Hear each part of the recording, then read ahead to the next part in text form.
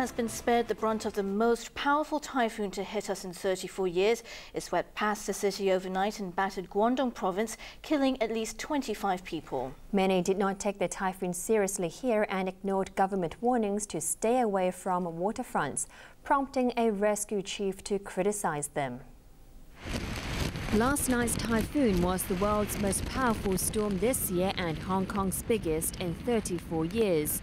Fearing the worst, local authorities took emergency measures and repeatedly warned the public about the very real threat posed by the storm.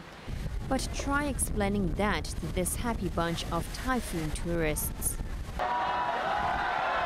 For local residents and mainland visitors alike, the huge waves lashing the Tsim Sha Tsui harbour were a source of amusement, not danger.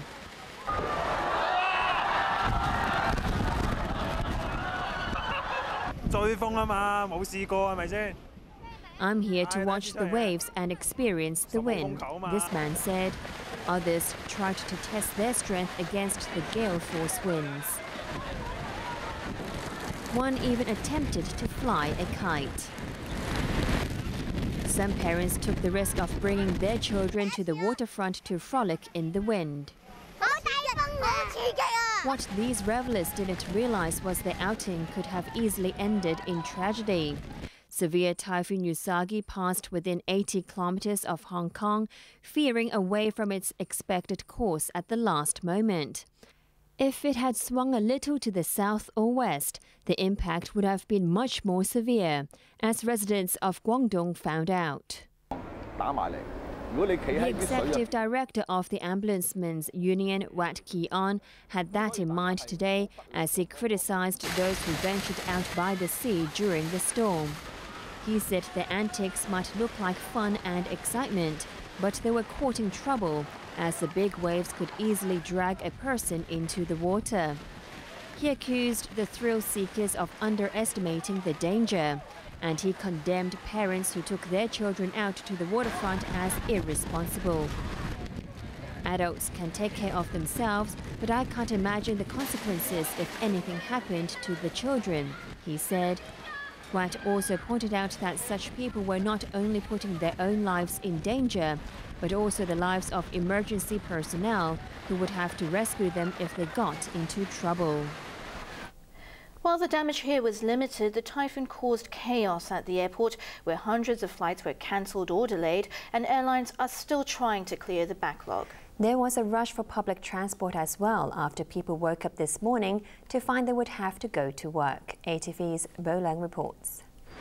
Back to business after the storm.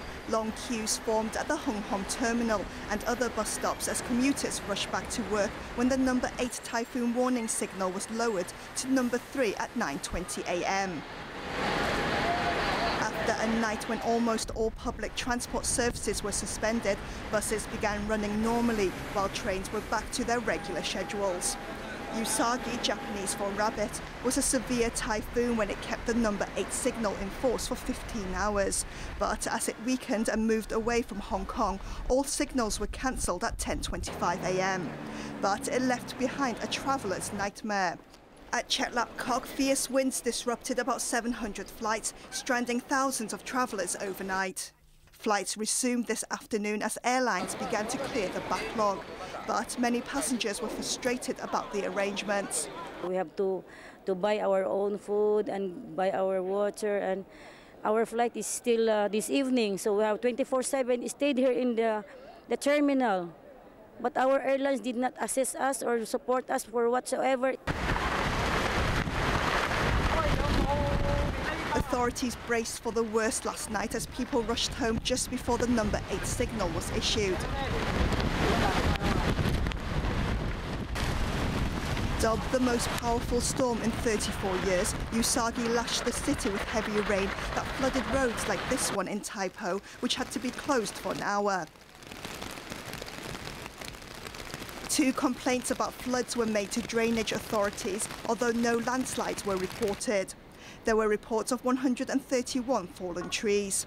At least 17 people required medical attention at emergency wards. Hong Kong got off relatively lightly, but damage and casualties could have been worse had the storm not veered away from the city at the last minute. Instead, Usagi roared past to the north of Hong Kong, making landfall at Shanwei in eastern Guangdong province.